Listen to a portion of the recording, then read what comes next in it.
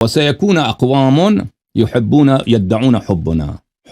امام جعفر صادق علیہ السلام نے کہا ایسے لوگ ہوں گے جو ہماری محبت کا ادعا کریں گے. ويميلون اليهم، لیکن ان کا میل کس کی طرف ہوگا؟ ان کا رجحان، ان کا پیار، ان کے دل کا جھکاؤ کس کی طرف ہوگا؟ صوفیہ کی طرف. ويتشبهون بهم، صوفیہ کی وہ اپنے آپ کو صوفیہ جیسے بنائیں گے.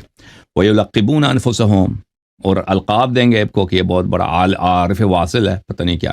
ويؤولون اقوالهم، اور یہ کیا کریں گے؟ ان کے اقوال کی تعویل کریں گے، ان کے خفیات کو لائیں گے نا شیعوں کے، کہیں گے اپنے عربی اس سے مراد کچھ اور ہے، یہ جو آپ سمجھ رہے یہ نہیں ہے، اس کا کوئی اور معنی نکالیں گے جو کسی کو سمجھ ہی نہیں آتا جی، غلط معنی.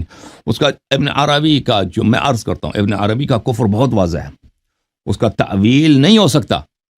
اچھا میرے تو بڑے کانفرنسز اس مسئلے پہ میں نے بڑے تقاریر کی ہیں عربی فارسی میں. الا فمن مال الیہم فلیس منا، جو بھی صوفیہ کی طرف رجحان حاصل کرے وہ شیعہ نہیں ہے. وانا منہم برا، اور میں امام جعفر صادق علیہ وانا منہم برا، ہم اہل بیت علیہ السلام ایسے شخص کے کیا ہیں؟ دشمن ہیں. ومن انکرہم ورد علیہم کان کمن جاہد الکفار بین یدی رسول اللہ صلی اللہ علیہ وسلم. جو صوفیہ کو رد کرے اور ان کی تکذیب کرے، ان کو باطل قرار دے، اس نے رسول صلی اللہ علیہ وسلم کا دفاع کیا، دین کا دفاع کیا. وہ ایسا ہے کہ جیسے غزوے میں پیغمبر صلی اللہ علیہ وسلم کے ساتھ ہے اور مجاہد ہے، جہاد کر رہا ہے. تو اتنی بڑی جو ہے کیا ہے؟